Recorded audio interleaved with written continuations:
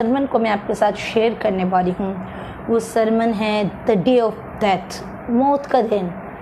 ये एक ऐसा दिन है मेरे अजीज़ों, जब इंसान मौत का जिक्र सुनता है तो वो हवास भागता हो जाता है, इंसान के होश उड़ जाते हैं, उस पर खौफ की कैफियत तारी हो जाती है और वो इतना ज़्यादा परेशानी के आलम में चला जाता है कि सम टाइम जब आप अपने प्यारों की डेथ का सुनते हैं उस वक्त आपके साथ ऐसा होता है कि आपकी आंखों से मुसलसल आंसू बहते हैं और आप ये सोचते हैं कि शायद दोबारा हमारी उनके साथ मुलाकात ही ना होगी। लेकिन कलामे अक़दस कुछ और ही बयान करता है उनके हक में जो अपनी जाने जिंदा खुदावन के लिए गवाते हैं। मेरे अजीज़ों, कलामे अक़दस चूँकि कहता है तू खाक है और फिर खाक ही में लौट जाएगा, इसलिए हर एक इंसान पर मौत वाजिबी हो चुकी है। हर एक शख्स जिसके नथनों में ज़िंदगी का दम फूंका गया है उस पर ये लाजम है कि वो मौत का मज़ा भी चखे।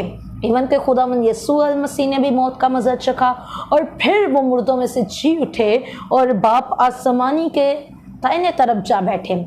लेकिन आपके माइंड्स में इस वक्त सवाल ये पैदा हो रहा होगा कि एलिया और हनूक आप बोलेंगे कि वो जिंदा आसमान पर उठाए गए, लेकिन मौत उन पर भी वाजिबी है क्योंकि कलामे अक़दस कहता है वो दोनों दोबारा आएंगे, अंजील की मुनादी करेंगे, अंजील की बिशारत करेंगे और फिर अपनी जाने खुदावंद जिंदा खुदा के लिए गवाएंगे और उस वक्त के बाद उनकी जानें उनसे ले ली जाएंगी। वो अपनी जान खुदा के लिए कुर्बान करवा देंगे और उनकी जानें उनके ऊपर भी यानी कि मौत की कैफियत तारी हो जाएगी। इंसान की ज़िंदगी में ये लफ्ज़ इतना ख़तरनाक और खौफनाक इंसान को महसूस होता है, लेकिन मेरे अजीज़ों हम तो इस दुनिया में है ही मुसाफिर। कलामे अक़दस कहता है तुम मुसाफिर हो और तुम्हारा असल घर जो है वो आसमान है। अपनी दिल बाज़्फ़ा हम दुनियादारी के अंदर लगा लेते हैं और फिर जब हम मौत का जिक्र सुनते हैं तो हमारे होश उड़ जाते हैं। लेकिन अपने आप को तैयार रखिए क्योंकि कलामे अक़दस क्या कहता है। पहला तसलीकियों उसके 4 बाब की आयत नंबर 13 से लेकर आयत नंबर 18 तक कलामे अक़दस में कुछ इस तरह से मरकूम है। ऐ भाइयों, हम नहीं चाहते कि जो सोते हैं उनकी बाबत तुम नावाकिफ रहो कि औरों की माने जो ना उम्मीद हैं गम ना करो, क्योंकि जब हमें ये यकीन है कि यीशु मर गया और जी उठा तो उसी तरह खुदा उनको भी जो सो गए हैं यीशु के वसीला से उसी के साथ ले आएगा।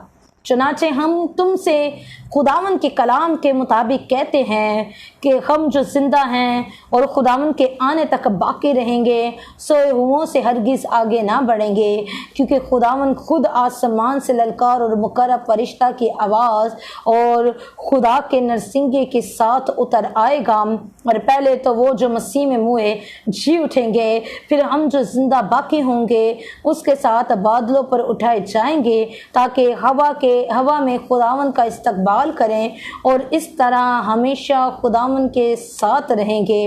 बस तुम इन बातों से एक दूसरे को तसल्ली दिया करो। क्या ये खूबसूरत है ये आयात हैं, क्योंकि कलामे अक़दस कहता है मैं नहीं चाहता कि जो सो चुके हैं तुम उनकी बाबत नावाकिफ रहो।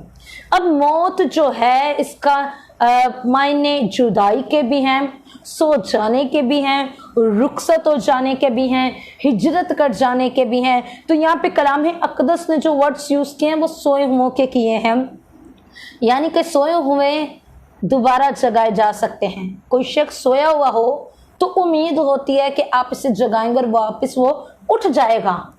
तो ये लफ्ज़ जो है बड़ा दिलासा देता, तसल्ली बख्श ये लफ्ज़ हैं। और यहाँ पे लिखा तुम ना वाकिफ रहो ताकि औरों की मानिद जो ना उम्मीद है गम ना करो। औरों की मानिद कलामे अक़दस कहता है जो ना वाकिफ है, जिनको तो पता ही नहीं है मौत की हकीकत का, तुम उनके मानिद कलामे अक़दस कहता है ना वाकिफ ना रहो, क्योंकि जब हमें ये यकीन है कि यीशु मर गया और जी उठा तो उसी तरह खुदा उनको भी जो सो गए हैं यीशु के वसीला से उसी के साथ ले आएगा। जिस तरह से कलामे अक़दस कहता है कि तुम यकीन रखते हो, ईमान रखते हो कि खुदावन यीशु अल मसीह मर गया और फिर जी उठा, तो कलाम अक़दस कहता है उसी तरह से खुदा उनको भी जो सो गए हैं यीशु के वसीला से उसी के साथ ले आएगा। और फिर कहता है चनाचे हम तुमसे खुदावन के कलाम के मुताबिक कहते हैं कि हम जो जिंदा हैं और खुदावन के आने तक बाकी रहेंगे, सोए हुओं से हरगिज आगे ना बढ़ेंगे। यहाँ पे गौर फिक्र बात है। कलाम अक़दस कह रहा है जो हम बाकी हैं, हम जो जिंदा हैं, ये सोए हुओं से हरगिज आगे ना बढ़ेंगे। और फिर लिखा है क्योंकि खुदावन खुद आसमान से ललकार और मुकर्रब फरिश्ता की आवाज और खुदा के नरसिंगे के साथ उतर आएगा, और पहले तो वो जो मसीह में मुए जी उठेंगे। गौर कीजिएगा, लफ्ज यहाँ पे इस्तेमाल हुए हैं जो मसीह में मुए वो जी उठेंगे। हर एक नहीं, जितने मसीह में मुए वो जी उठेंगे। फिर हम जो जिंदा बाकी होंगे उनके साथ बादलों पर उठाए जाएंगे ताकि हवा में खुदावन का इस्तकबाल करे, और इस तरह हमेशा खुदावन के साथ रहेंगे। बस तुम इन बातों से एक दूसरे को तसल्ली दिया करो। फिर इस्तकबाल में हम पीछे होंगे और वो आगे होंगे। जितने मसीह में मुए, मौत एक ना एक दिन हर एक शख्स को आनी है, आपको भी आनी है, मुझे भी आनी है, हमारे इर्द गिर्द मौजूद लोगों को भी आनी है। लेकिन उस मौत की वजह देखिए कि आप किसको बनाते हैं। सम टाइम लोग सुसाइड कर लेते हैं, लोग एक दूसरे के लिए अपनी जान कुर्बान कर देते हैं। क्या आप मसीह के लिए तब मरते हैं? आप जो मर जाते हैं, आपके घर वाले ये नहीं कह सकते कि इन्होंने अपनी जान मसीह के लिए कुर्बान की। हरगिज नहीं, नेवर। आप किसी इंसान के लिए अपनी जान दे रहे हैं, आपके लिए कोई उम्मीद बाकी नहीं है। कलाम अक़दस के मुताबिक वो जो मसीह में मुए हैं, यहाँ पे साफ लफ्जों में जिक्र किया गया, जितने मसीह में मुए हैं वो जी उठेंगे और आसमान पर हमसे भी आगे, जितने हम जिंदा हैं हमसे भी आगे वो खुदावंद यीशु मसीह के साथ आसमान से उतर आएंगे और उसके इस्तकबाल को खड़े हो जाएंगे। और अगर हम मुकाशफत 14 बाब उसकी 13 आयत को देखें तो वहां पे लिखा है मुबारक है अब से वो मुर्दे जो खुदावंद में मरते हैं। वो मुर्दे मुबारक है, कलाम अक़दस कह रहा है, जो खुदावंद में मरते हैं। वो लोग मुबारक है जो खुदावंद में मरते हैं। आप बाज़ दफा लोगों के लिए जान देने में तो इतनी परेशानी महसूस नहीं करते, लेकिन जहां कहीं आपसे यह कहा जाए कि आपको मसीह के लिए जान कुर्बान करनी है, आपको मसीह के लिए कुछ करना है, उस वक्त आप पर खौफ क्यों तारी हो जाता है, उस वक्त आप हैबत का शिकार क्यों हो जाते हैं। लेकिन याद रखिए, जितने मसीह में मुए हैं, जितने मसीह में मरते हैं, दैट्स नॉट मीन कि आपको कत्ल ही किया जाएगा, दैट्स नॉट मीन कि आपको तेल की कड़ायों ही में डाला जाएगा, बल्कि इसका मतलब यह भी है कि आपकी हालत इस दुनिया से रुखसत होते हुए मसीह में है या नहीं। आपने खुदावंद यीशु मसीह का जात अपनी जिंदगी में रहते हुए किया इकरार या फिर नहीं, आपने उसे फॉलो किया है या फिर नहीं, और मरते हुए आप किसी और माबूद के आगे तो नहीं झुक गए। ये आपको चेक करने की ज़रूरत है मेरे अजीज़ों, मेरे भाइयों, मेरी बहनों।